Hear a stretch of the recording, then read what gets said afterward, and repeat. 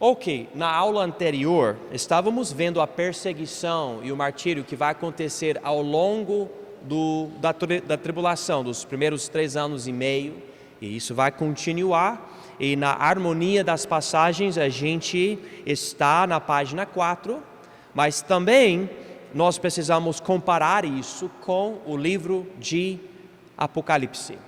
Eu falei para vocês na aula anterior que o que acontece em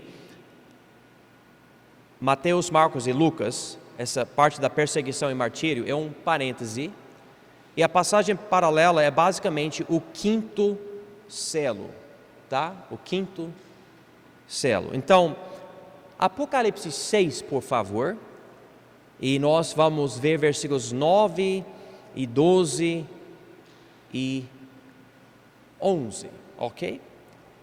E algo interessante, eu já falei que os outros selos são da primeira metade da tribulação, os outros selos anteriores também são os 4 cavaleiros, agora não tem mais cavaleiro, com esse 5º selo não tem mais isso, que já mostra uma divisão no livro de Apocalipse, e nós estamos nesse parêntese que vai nos levar para a metade, porque estamos examinando especificamente a perseguição ao longo desse período, que provavelmente vai aumentar bem antes da metade da tribulação de 7 anos. Então, vamos ver isso aqui. E havendo aberto o 5º selo, vi debaixo do altar as almas dos que foram mortos por amor da palavra de Deus e por amor do testemunho que deram. Algo muito interessante aqui também. Ok, João, preso,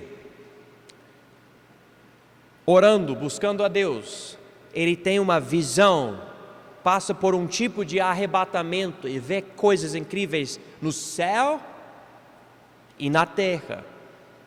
Ele viu Jesus no trono, esse grande cordeiro, também leão. E Jesus é o único que consegue abrir esses selos. Primeiro selo, um cavaleiro. Segundo selo, cavaleiro. Terceiro selo, quarto selo também, mesma coisa. Mas agora, com o 5º, ele vê debaixo do altar, que nós entendemos é um altar celestial, porque ele está vendo o trono e tudo isso. E debaixo do altar, ele vê almas dos que foram mortos por amor da palavra de Deus, ou seja, mártires.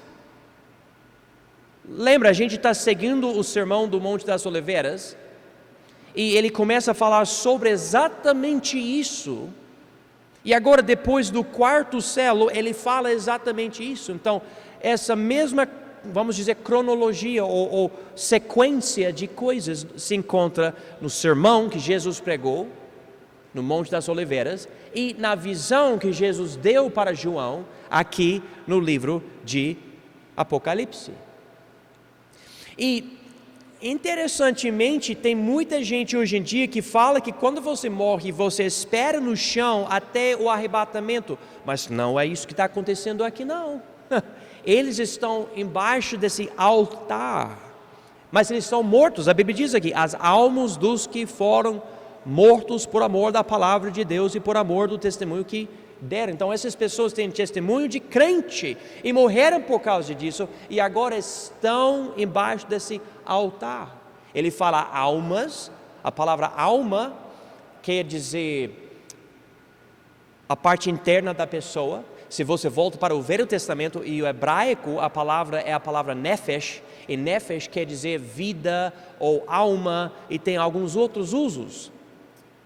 Vamos continuar aqui, vamos ver versículo 10. E clamavam, essas almas, irmãos, embaixo desse altar, clamavam.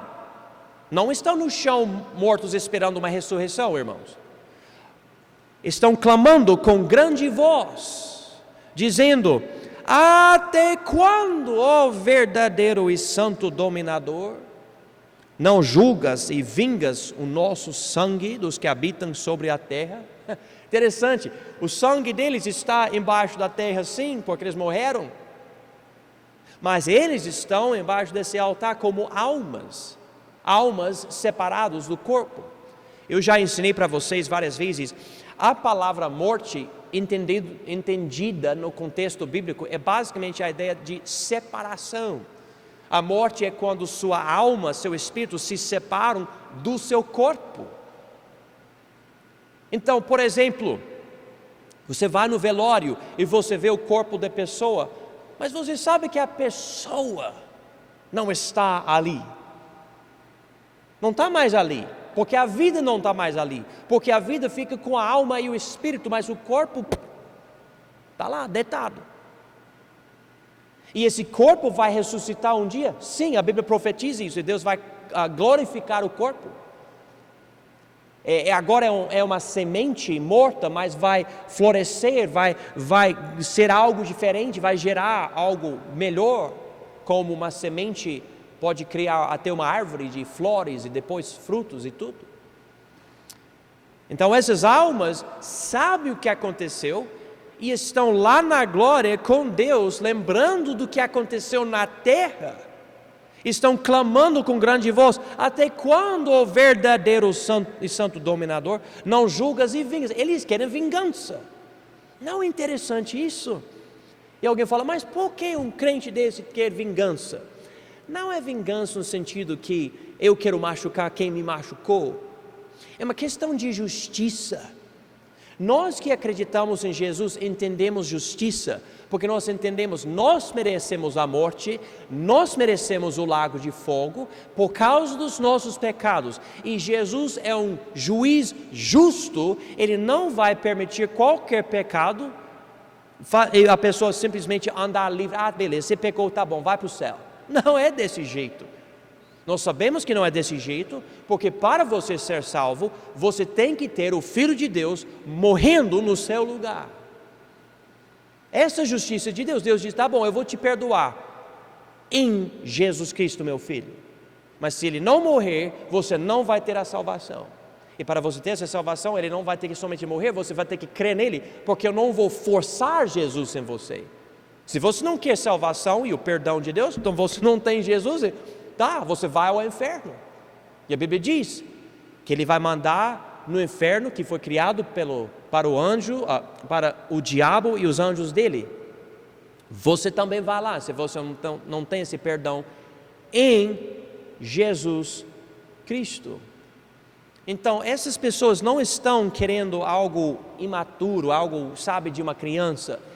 Eles estão querendo justiça. Não pode ficar acontecendo isso, Deus. O Senhor é justo. Essas pessoas não podem ficar fazendo isso. Então, eles dizem aqui: até quando o verdadeiro e santo dominador não julgas e vingas o nosso sangue dos que habitam sobre a terra? E se os irmãos quiserem marcar, essa expressão aqui, os que habitam sobre a terra, é um título para as pessoas pecaminosas durante a tribulação. Os habitantes da terra. Você vai ver essa expressão mais do que uma vez. Então, se vocês quiserem marcar, vocês podem marcar, que é o que Deus chama o pessoal da terra durante a tribulação. E foram dadas a cada um compridas vestes, versículo 11, compridas vestes brancas, e foi-lhes dito que repousassem ainda um pouco de tempo, até que também se completasse o número de seus conservos e seus irmãos, que haviam de ser mortos como eles foram. Agora, Paulo escreve para os coríntios o seguinte, que quando você morre, você recebe um corpo celestial antes do corpo glorificado que vem na ressurreição. Então olha só, essas almas que deixaram um corpo aqui, agora vão receber compridas vestes brancas. Então, quando você morrer, você vai parar de estar aqui do jeito que você está agora. Sua alma vai para a presença de Deus, você vai ter como conversar com Deus, saber o que está acontecendo na terra, e sua alma vai receber um tipo de corpo especial, corpo celestial, e você vai receber até roupa, ok? Só para esclarecer o que vai acontecer. Se você tem dúvidas, a Bíblia deixa tudo isso muito bem clara. E não é muito difícil de entender, mas a gente tem que ligar as várias passagens que lidam com isso. Na verdade, eu acho que eu tenho uma gravação de uma mensagem que eu preguei para os irmãos na igreja, sobre esse corpo que nós vamos receber quando a gente morrer. Mas não existe essa ideia de você simplesmente ficar no chão esperando, sabe, sem consciência. Essa é uma crença de adventistas e outras pessoas, mas não é bíblica, irmãos, não é bíblica. Essa crença é uma falsidade.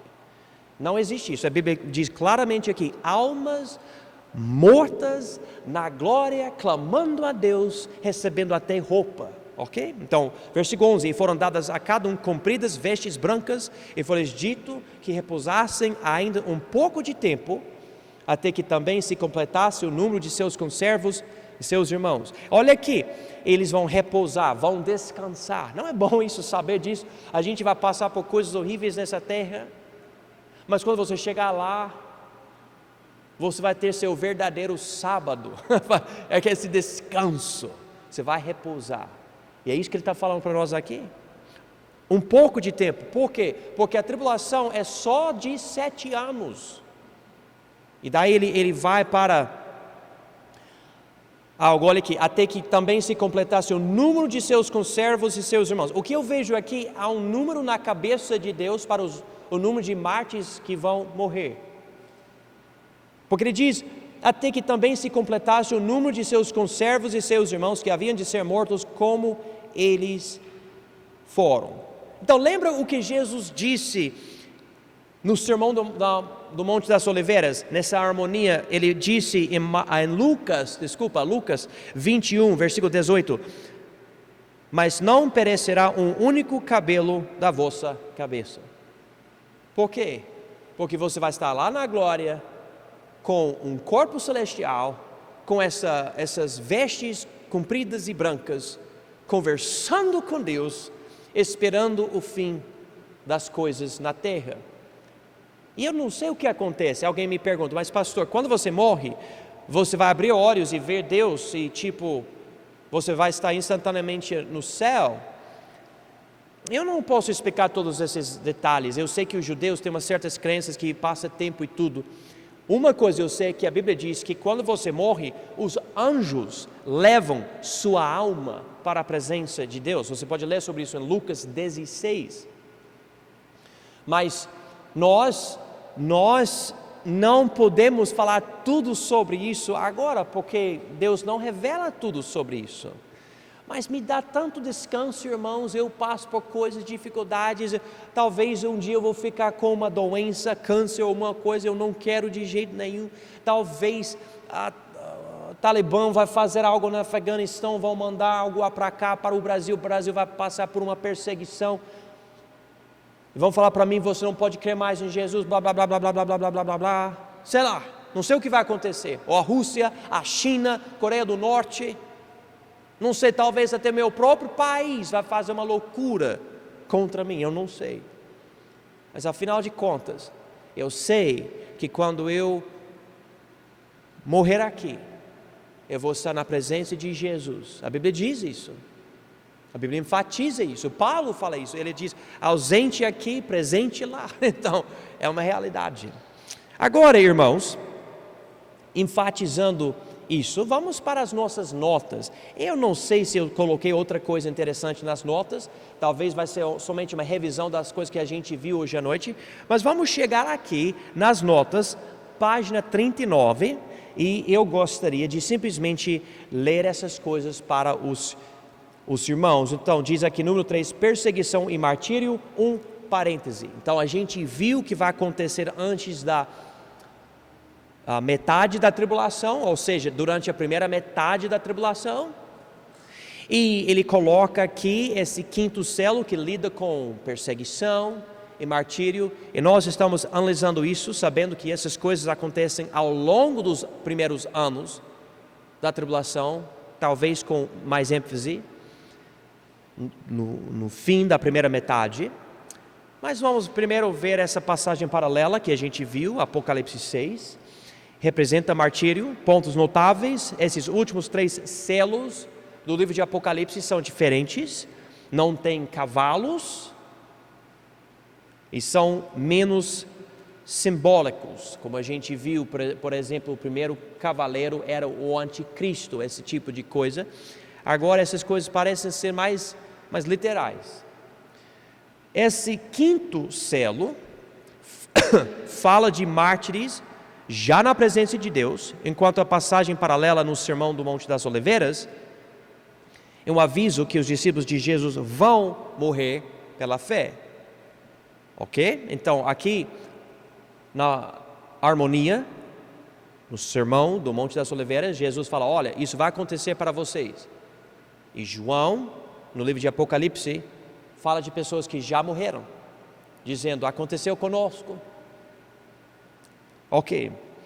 Parece que a oração dos mártires do quinto selo, que a gente acabou de estudar, recebe uma resposta a partir do sexto selo, quando chegar o grande dia da sua ira. E nós vamos estudar isso na próxima aula, mas eu gostaria, se vocês têm suas Bíblias abertas ainda, no livro de Apocalipse, eles fizeram basicamente um pedido, no versículo 10, essas almas, dizendo, quando é que o Senhor vai julgar mesmo, tá? Queremos saber. Daí, o sexto selo fica aberto por Jesus, e note versículo 17 de Apocalipse 6, porque é vindo o grande dia da sua ira, e quem poderá subsistir? Isso está nos levando para o quê? A segunda metade da tribulação, chamada a grande tribulação. Então a coisa já ficou feia, imagina depois. E parece que essa oração, em versículo 10, tem resposta a partir de basicamente versículo 12, ok? Nós vemos isso algumas vezes. É notável que tal situação de oração e resposta acontece novamente no início do sétimo selo, em Apocalipse 8. Então, só para vocês entenderem o que eu estou enfatizando, essa tribulação, ou seja, essa ira de Deus contra o pecado, durante esses anos, essa segunda metade da tribulação, serve como a resposta de Deus para as orações do povo dele. Então Deus dizendo, eu também concordo com que esses habitantes da terra que estão matando vocês não devem, e a justiça tem que vir, e vocês estão me pedindo lidar com isso, eu vou lidar, ele vai julgar mesmo, tá? Essa é a ideia que nós estamos vendo aqui, oração do povo de Deus e resposta à vingança de Deus contra os inimigos dele. E você pode notar isso em Apocalipse 8, especialmente versículos 4 e 5. 4 é a oração e 5 a resposta. Então isso acontece uma segunda vez. Agora, letra B nas notas aqui, uma outra passagem paralela.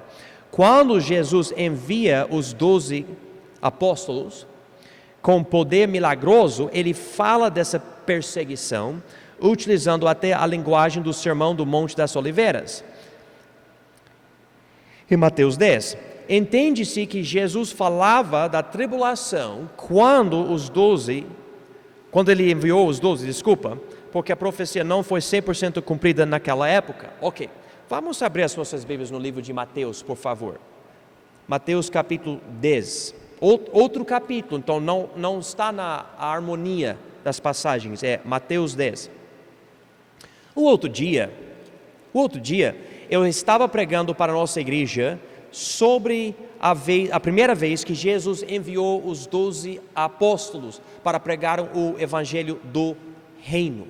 Ele deu autoridade para eles fazerem milagres e até expulsaram demônios. Vocês lembram disso? Foi algumas semanas atrás? Tá. Esse evento acontece no livro de Marcos, onde eu pregava, mas também se encontra no livro de Mateus capítulo 10, é só que quando Jesus envia eles, ele decide dar uma profecia sobre a tribulação. Eu acho interessante. Então, eu gostaria de ler isso. Ele envia eles como ovelhas no meio de lobos para pregar o evangelho, sabendo que perseguição ia acontecer. Mas não acontece do jeito que ele fala, porque na verdade era algo preparatório, algo para preparar eles para o futuro. E também para preparar quem vai passar pela tribulação um dia. Mas vamos chegar aqui em Mateus 10. E diz aqui em versículo 1, e chamando os seus 12 discípulos, deu-lhes poder sobre os espíritos imundos, para os expulsarem e para curarem toda a enfermidade e todo o mal. E daí dá os nomes deles. Versículo 6. Ide antes as ovelhas perdidas da casa de Israel, e indo pregar, dizendo, é chegado o reino dos céus. Em Mateus, ele não escreve reino de Deus, ele escreve reino dos céus. Eu sou o tipo de pessoa que entende que são iguais, tem pessoas que acabam dividindo, mas tá bom. Versículo 8, curai os enfermos, limpai os leprosos, ressuscitai os mortos, expulsai os demônios, de graça recebestes, de graça dá. Então ele dá para eles essa missão, vocês vão fazer essa missão. Então Jesus não foi com eles, eles foram, eles vão fazer essa missão, eles vão voltar para ele. Tá, mas ele explica algumas coisas. Vamos agora ver o que ele fala a partir de versículo 17. Acautelai-vos, porém, dos homens, porque eles os entregarão aos sinédrios. E essa palavra é aquela palavra concílios que eu mencionei na harmonia. E vos açoitarão nas suas sinagogas, e sereis até conduzidos à presença dos governadores e dos reis por causa de mim, para lhes servir de testemunho a eles e aos gentios. Mas quando vos entregaram, não vos dê cuidado como ou o que haveis de falar, porque naquela mesma hora vos será ministrado o que haveis de dizer, porque não sois vós quem falará, mas o Espírito de vosso Pai é que fala em vós. E então, quando eles voltam para Jesus, nessa missão que ele deu aqui, eles não falam nada sobre perseguição. Eles estão extremamente animados, falando, olha, Jesus, a gente pregava o evangelho do reino, a gente curava as pessoas, a gente tinha autoridade para expulsar demônios. Eles estavam felizes com isso. E cansados também. A gente viu isso em algumas mensagens anteriormente na igreja. Mas ele fala sobre perseguição para eles antes de ir, preparando eles. Na verdade, porque depois da ascensão dele para o céu, aconteceu também perseguição extremamente horrível,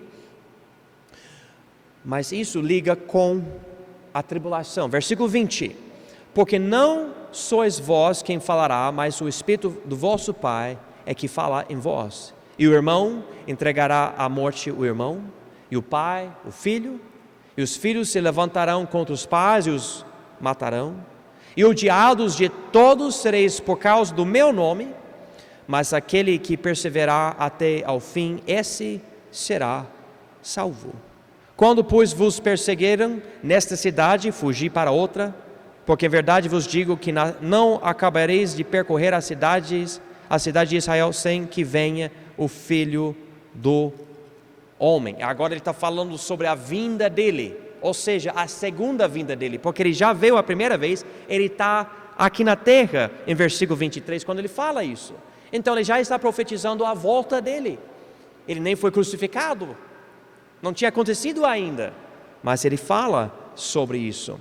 Não é o discípulo mais do que o mestre, e ele enfatiza a ideia de aceitar perseguição, nem o servo mais do que o Senhor. Basta ao discípulo ser como mestre, seu mestre, e ao servo como seu senhor. Se chamaram Belzebu ao pai de família, quanto mais aos seus domésticos. Portanto, não os temais, porque nada há encoberto que não haja de revelar-se, nem oculto que não haja de saber-se. O que vos digo em trevas, dizei-o em luz, e o que escutais ao ouvido, pregai-o sobre os telhados. E, claro, pode ler o capítulo inteiro, vai dar mais informações ainda, mas uma passagem paralela no livro de Mateus. Entende-se que Jesus falava da tribulação quando enviou os 12, porque a profecia não foi 100% cumprida naquela época, e não foi. Eles não foram presos e essas coisas não aconteciam, mas Jesus estava preparando, ele tinha entendimento da tribulação. Há uma outra, diz a letra C aqui na página 39, antes de todas essas coisas lançarão mão de vós e vos perseguirão. A palavra antes, eu já enfatizei isso, mas deixa eu ler aqui na folha. A palavra antes, usada somente por Lucas, explica que o martírio será um problema antes dos eventos dos selos anteriores, ou seja, o primeiro selo, segundo selo, terceiro selo e quarto selo. Existe a possibilidade que a inclusão disso só agora na profecia é porque é de duplo cumprimento. Nos dias após a ascensão de Jesus, que inclui os dias de hoje, e nos dias antes da segunda metade da tribulação. Para esclarecer, eu já ensinei isso para vocês, mas existe isso na Bíblia. Deus profetiza algo, Ele diz, tal vai acontecer no futuro. É só que acontece uma vez de uma forma e acontece uma outra vez de outra forma. E a gente vê isso com, por exemplo, o novo nascimento que nós passamos ou experimentamos hoje. A Bíblia diz que nós somos as primícias disso, mas isso vai acontecer de uma forma grande para Israel durante o reino milenar. E, como eu falei, talvez a tribulação. Então, vai ser cumprido, mas vai ser cumprido de novo. Antíoco IV Epifânio cumpriu uma certa profecia nos dias dos gregos, quando eles invadiram Israel, mas o anticristo vai cumprir essa profecia de novo. Inclusive, semana que vem nós vamos ver isso. Então aqui existe a possibilidade disso nessa profecia, de um duplo cumprimento que vai acontecer ou aconteceu nos dias após a ascensão de Jesus e também nos dias antes da segunda metade da tribulação. Havia grande perseguição pelos judeus primeiro e depois pelos romanos nos primeiros 3 séculos da igreja, e até hoje há perseguição, mas tal aumentará muito durante a tribulação. O Sermão do Monte das Oliveiras enfatiza o seguinte: haverá perseguição pelos judeus e por líderes políticos, haverá ódio internacional contra os discípulos de Jesus, haverá escândalos, traição, confusão, enganação religiosa e a falta de amor. Haverá a pregação do Evangelho do Reino entre todas as nações e haverá a tentação de abandonar Cristo. Ok? Então, quando você lê Mateus, Marcos e Lucas, o Sermão do Monte das Oliveiras, você encontra todas essas 5 coisas aqui. Você vai achar tudo isso. Jesus promete que os discípulos sobreviverão, dizendo, não perecerão um único cabelo da vossa cabeça. Entende-se que isso não quer dizer salvação física, mas salvação espiritual, porque em versículo 16 ele diz, matarão alguns de vós. Agora, as dicas cronológicas reveladas até esse ponto. Número 1, haverá perseguição que precede os eventos da tribulação. Número 2, haverá falsos cristos que anunciarão a chegada do fim antes do fim. Ele mencionou isso. Eu, na verdade, não lidei muito com isso aqui, mas pessoas vão falar, o fim está aqui, e na verdade é só a primeira metade da tribulação. As coisas vão ter que piorar ainda mais. Número 3, guerras e rumores de guerras e outras grandes calamidades acontecerão antes do período que precede o fim. Número 4, a justiça e a vingança de Deus esperarão um número específico de mártires. E nós lemos isso no livro de Apocalipse. E número 5, o evangelho do reino será pregado a todas as nações antes do fim. E lembra, não é o evangelho de Cristo, é o evangelho do reino, duas coisas diferentes.